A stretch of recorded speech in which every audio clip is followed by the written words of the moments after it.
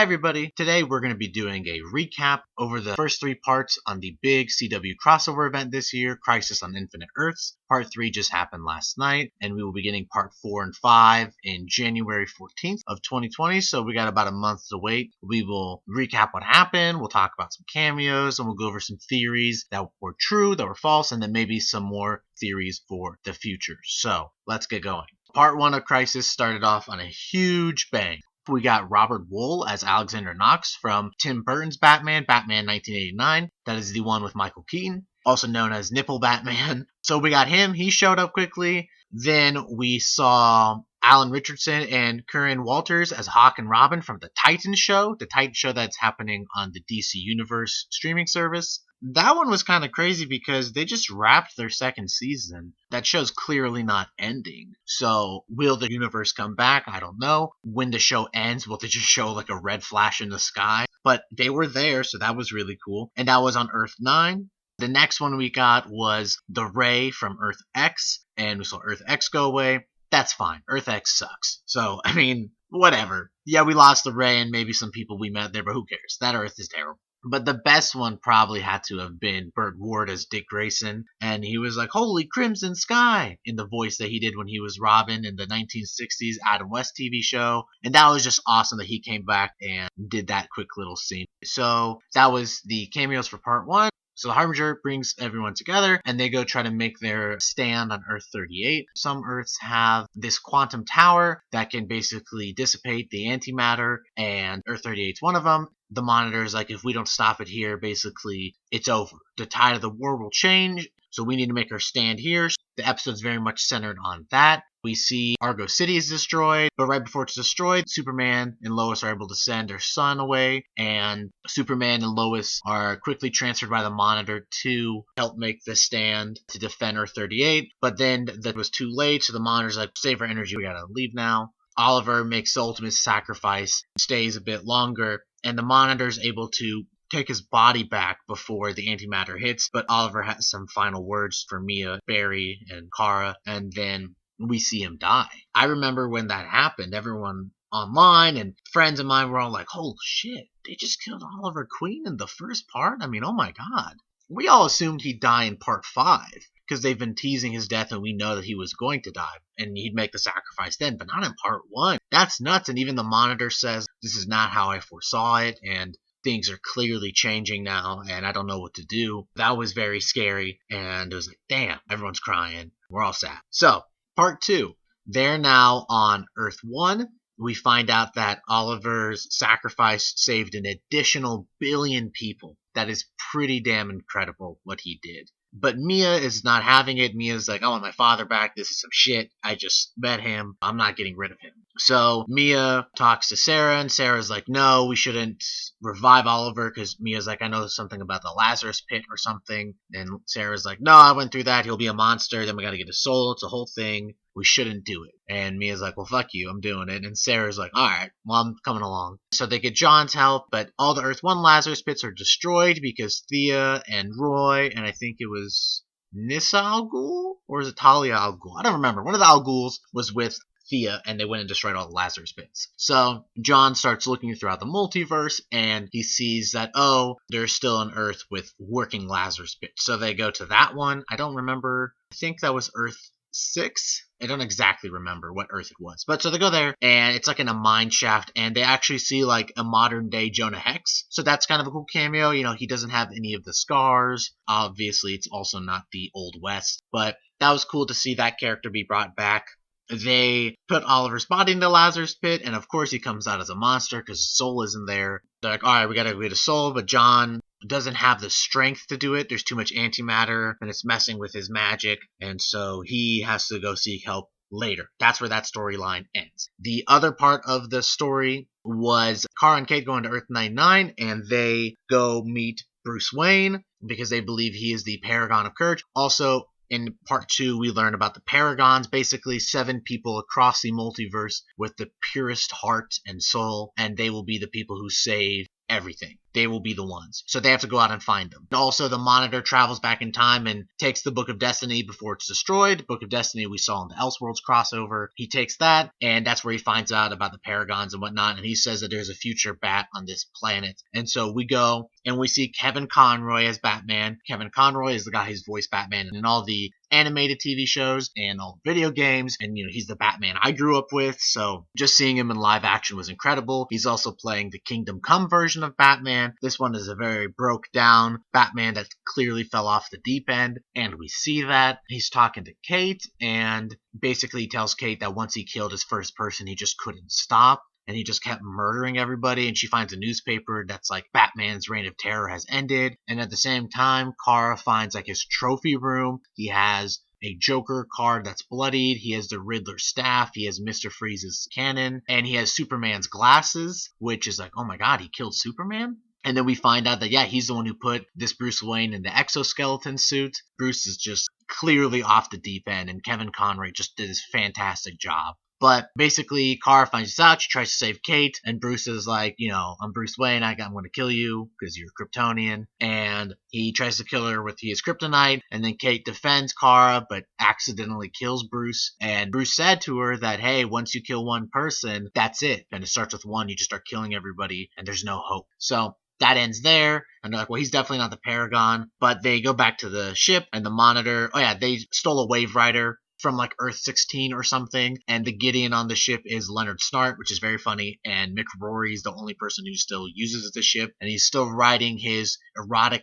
love books, which is very funny. So they go back to the ship, and the Monitor's like, hey, I told you would find the Paragon. And then it's revealed that Batwoman is the Paragon of Courage, but she wouldn't have got there until what she did, basically killing her cousin to save Kara. Yes, it is a different cousin. It's not really hers because it's on a different universe, but that idea of courage. In part 2 as well, Lex Luthor steals the Book of Destiny, and he's going around the multiverse killing all the Supermen. The Monitor tells him the Paragon of Truth is a Kryptonian who has suffered more loss than any mortal ever should. So they're going around the multiverse, they're trying to find him. The people on the Superman hunt were Iris, our Clark from Earth 38, and Lois from Earth 38. They're moving around, and eventually we see that they're on the Kent farm, and from newspapers we can tell it's the Smallville farm. And boom, Tom Welling shows up as Clark Kent. This was my favorite cameo out of all of them because growing up watching Smallville, Tom Welling was Superman. We saw Superman grow up, and it's just such a fantastic show, and I love Tom Welling so much. So it was so great to see that score and that scene happen. And it turns out that that scene was written by one of the original writers for Smallville. That was great. They try warning him, and then boom, they vanish, and Lex Luthor shows up with the Book of Destiny. I'm here to kill you, Clark. I know you're Superman. And Clark's like, what are you talking about? And then he pulls out kryptonite. Clark's eyes get really big, and then he grabs the kryptonite and just throws it. Lex is like, what are you doing? And he's like, kryptonite has no effect on me anymore ever since I gave away my powers. Find out that he gave away his powers for his 2 kids. He has 2 girls. And Lex even tries like punching Superman, and Superman catches it and hits him back. And he's like, I'm still stronger. Lex was about to open the book and kill him, but then he was like, you took the fun out of it. You took the fun out of it. You were a god, and you're doomed anyway, so I'm just going to leave you. And he leaves, but that just shows that Lex's hate for Superman truly is jealousy. That's what it comes down to. He's jealous of Superman, and now that this version of Superman is no longer, a superhero, he's like, whatever. There's no point to do it anymore. Then Lois Lane shows up, and it's Erica Durance from, again, Smallville, the same actress. She shows up, and she still calls Clark Smallville, which is hilarious, and I love that she still does that. And then they go back to their house to go meet their girls, because I guess the girls made a mess or something. That scene was so cute, and it was everything that my heart needed. Because, in all these movies and TV shows, no one has a happy ending. Even the quote-unquote happy ending, someone's dying, something, and it's never truly positive. You're just like, I guess their arc's over because they have to die. But I love that he got his happy ending. He deserved it, and that's what he wanted. He wanted a family, and he wanted children, and he wanted a wife, and he's just a human now. And I love that so much. And because that truly is what Superman really wants. And again, saying about Lex, how he really was just jealous. This version of Lex Luthor that we've seen in Supergirl and now in this crossover really is the most comic accurate Lex. Someone that's truly playing him to a T. And I very much enjoy that. So that was great. That was lovely to see. It just made me so happy. So then they go and find Brandon Routh's Superman. And, his Superman from the Superman Returns movie, that Superman is the same Superman as the Christopher Reeve Superman. And so the Christopher Reeve movies are those classic movies from the 70s, and Brandon Routh is that same character. Now we're seeing him here again. And that's so cool that they're connecting it all the way back. We're like 40, 50 years ago. I love that scene. I loved Superman Returns. I love Brandon Routh as Superman. He's always had a special place in my heart. That was just incredible to see. And he takes him to the Daily Planet. It's just funny seeing Brandon Routh play that role going back to it. And then also how there's a moment where he meets Ray and him and Ray are looking. And Ray's like, oh, do you have like a gluten intolerance like I do or something? And that Clark is like, no. But it's funny because they're doppelgangers and it's just kind of a fun scene. But Brandon Routh, his Superman, has plaque with Jimmy Olsen's name, Lois's name, Perry White, all these classic Superman characters. And they're like, why are these names on the wall? What happened here? And he was like, several years ago, someone from Gotham thought we didn't give enough coverage. He played a joke and he came and gassed out the building and killed everybody. And that wall is extensive. It's like a good 40, 50 names. And it's so sad. Again, we know this Clark. We've seen from the Christopher Reeve movies to Brandon Routh's movie, and all those characters that we grew up and knew and loved, they're dead. That is really a sad outcome. And you can tell he's a bit defeated. He is a Kingdom Come version of Superman as well, like Kevin Conroy was a Kingdom Come version of Batman. So he's very much defeated, and it is very sad. But they talk to him about the multiverse, and he agrees to help. But then Lex shows up. This is after the Tom Welling scene. He's like, I don't want to kill Superman anymore. I think it'd be better if Superman killed Superman. And so he turns Brandon Routh Superman evil. He's mind controlling him. And so him and Tyler Hoechlin start fighting. And there's a great fight that happens between them. But eventually, Lois saves the day. She knocks out Lex, takes away the book, and makes Clark go back to normal. So that was fun. And then, like I said, we see him on the ship with Ray. And just seeing that character again just makes me so happy. And the suit is amazing. The black with the red, and it's incredible. And what's great about Brandon Routh is nothing against Tyler Hoechlin, but Brandon Routh's just huge. And he worked out a lot to get in shape for this role. And so just seeing him tower over people is really incredible. That was part 2, which was a lot of fun. Part 3 was last night. And it starts off with cameo from the Birds of Prey Huntress. This is from the Birds of Prey 2000s TV show. It is on Gotham, Earth 203. She's talking to Oracle. We know Oracle is Barbara Gordon, who is Batgirl. And they're trying to stop the antimatter wave, but alas, they can't. It's too late, and they die. That was a cool little Easter egg. Again, I'm loving these little tie-ins to all these other universes. It's so much fun. So then we go to the Wave Rider, and Ray is working on a Paragon detector. And he gets help from Cisco, and they ID that John is a Paragon, and so is Barry. And then the last Paragon is in Ivytown, and he is a University of Physics professor, and it's Ryan Choi. From the comics, we know Ryan Choi is the second Atom. John is the Paragon of Honor, Barry is the Paragon of Love, and Ryan Choi is the Paragon of Humanity.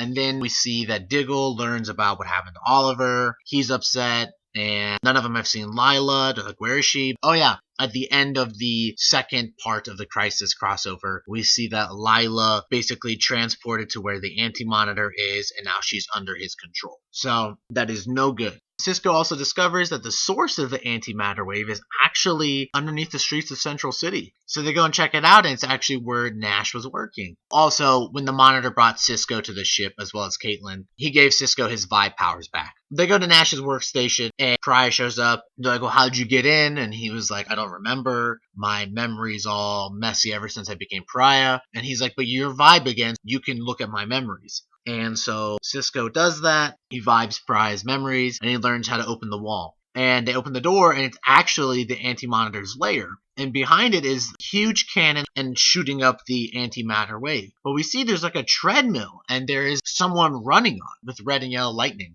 Barry's like, all right, it's powering, I'm going to stop it. So he runs, and we have this very cool shot of him in slow-mo. And then it shows Barry Allen from Earth 90, who we saw in the Elseworlds crossover, who is the same character from the 1990s Flash TV show, played by John Wesley Shipp, who we've seen throughout the Arrowverse. And he's like, no, don't come in here. And Barry can't get in because anything with matter cannot pass through this force field, and antimatter can escape. But Cisco vibes a portal, gets the Earth 90 Barry out of there. And he's like, I gotta go back on, and notice that the system starts malfunctioning, and there's a failsafe built in that if Flash stops running on the treadmill powering the antimatter wave, then all the Earth will just simultaneously combust. He has to go back on there. They're trying to figure out what to do. The machine's going haywire, and all of a sudden, boom, Black Lightning shows up. If you watch Black Lightning at the end of their mid-season finale, he was teleported right before the antimatter wave. Now, Black Lightning hasn't been connected to any of these shows before this, so this was very cool to see him finally connected. Who teleported him here was Pariah, and Pariah was like, you guys can use him to control the energy, and so he's there, and he's controlling the energy while they're trying to figure out what to do. So then both Barrys go into Flash time to have a conversation. There's a one episode where he went to Flash time and how his world looks when he's in that beat and everything slows down. And that was so cool to see them just having that conversation as everyone's basically frozen.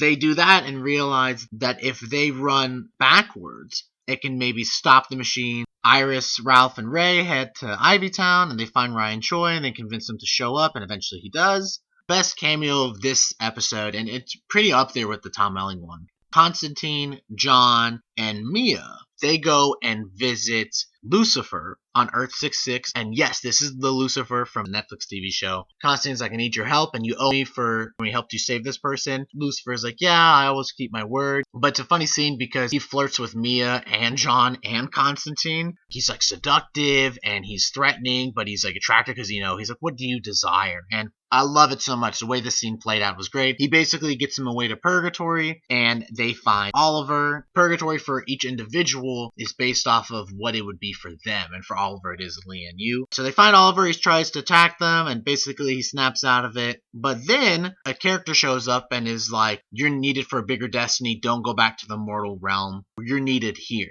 So they didn't get a soul back. Now, I saw this theory online, and I guess it's true. So the guy that was talking to Oliver, the guy whose eyes lit up green, his name is Jim Corrigan. He is known as Spectre. And so that is a higher purpose. And it's kind of interesting because no matter what, Oliver Queen will don a green hood. We will talk about Spectre maybe in another video soon. Maybe not. I don't know. So then we're going to head back to the Flash. They come out of Flash time. They realize they need to reverse the treadmill to stop it. And Barry realizes this is how he will disappear in Crisis. And so he's ready to do it. But right before he does, Earth 90 Barry stops him, steals his speed temporarily, and he gets on the treadmill and he runs backwards. He said it has to be a Flash and it has to be Barry Allen. He didn't say which Flash or which Barry Allen. So that was a very touching moment. And as he was running back and he was disintegrating, his life was flashing before his eyes. They showed a very beautiful scene from his show back in the 90s. That was very sad. I'm glad our Barry didn't go. I'm glad he didn't go. But part of me wishes that he did, just because I was hoping that Barry would die, but his consciousness would merge with the Speed Force. And then eventually he'll come out of the Speed Force. I thought that would have been interesting, but it gives us closure to that character from the 90s TV show, which a lot of people loved and adored. And even the actor himself said it. He was like, I'm so happy I got to do this because that show never ended. The show got canceled without an end. So that was a very cool and very touching moment to see. And then Lila shows up. They figure out very quickly that no, because Pariah showed up momentarily after Lila showed up.